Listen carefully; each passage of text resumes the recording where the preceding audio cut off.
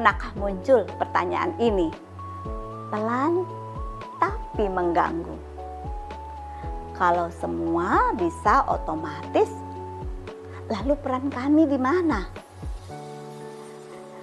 Ketika sistem makin cerdas, ketika AI mulai menjawab pertanyaan warga, apakah aparatur negara akan tersisih oleh mesin?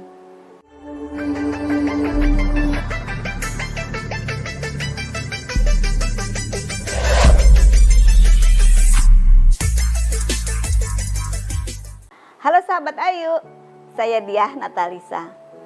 Di episode keempat miniseri yang ketiga ini, kita akan membahas kegelisahan yang sangat manusiawi dan juga sangat relevan bagi aparatur negara pada hari ini. Apakah ASN akan tergantikan oleh mesin? Ini adalah cerita aparat, kegelisahan yang jarang diucapkan. Pak Anton sudah belasan tahun bekerja di unit pelayanan. Ia hafal proses. Ia tahu cara menangani warga dengan berbagai karakter. Namun, ketika sistem otomatis diperkenalkan, banyak hal yang berubah. Pertanyaan yang dulunya dijawab secara langsung, kini dijawab chatbot. Berkas yang dulu diperiksa secara manual, kini disaring sistem. Pak Anton tidak menolak perubahan. Ia hanya bertanya dalam hati, kalau mesin bisa melakukan ini semua, lalu apa peran saya? Pertanyaan ini jarang diucapkan di ruang rapat, tapi sangat sering muncul di benak banyak ASN. Kita lihat apa yang sebenarnya digantikan AI. Sahabat Ayu, penting untuk membedakan dua hal ini, tugas dan peran. AI sangat efektif menggantikan pekerjaan yang berulang, pemrosesan data besar, pencarian pola, dan respon standar. Namun, AI tidak bisa menggantikan empati, penilaian kontekstual, diskresi kebijakan, dan tanggung jawab moral. AI menggantikan apa yang kita kerjakan, bukan mengapa kita bekerja. Disinilah letak pergeseran besar birokrasi masa depan. Sekarang kita lihat dari sisi lain. Bu Sari bekerja di unit yang mulai menggunakan sistem otomatis. Alih-alih kehilangan peran, pekerjaannya justru berubah. Ia tidak lagi sibuk dengan input data.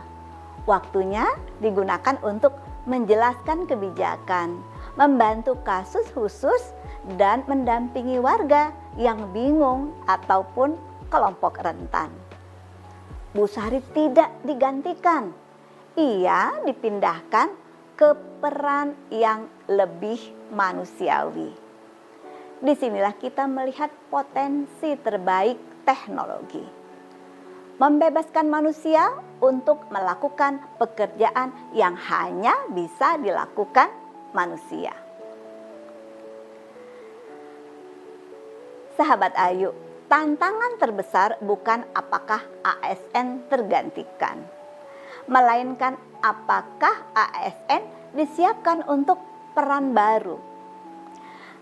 Reskilling ASN di era AI bukan hanya soal belajar teknologi. Lebih dari itu, ia mencakup kemampuan komunikasi publik, empati, dan pelayanan berbasis kasus, pemahaman etika kebijakan, dan kemampuan mengambil keputusan di wilayah abu-abu. Teknologi mengubah apa yang dikerjakan. Pelayan publik masa depan menuntut manusia yang kuat di mengapa dan bagaimana. Sahabat Ayu, pelayan publik bukan pabrik. Pelayan publik adalah ruang interaksi manusia. Mesin bisa cepat, mesin bisa konsisten, dan mesin bisa akurat.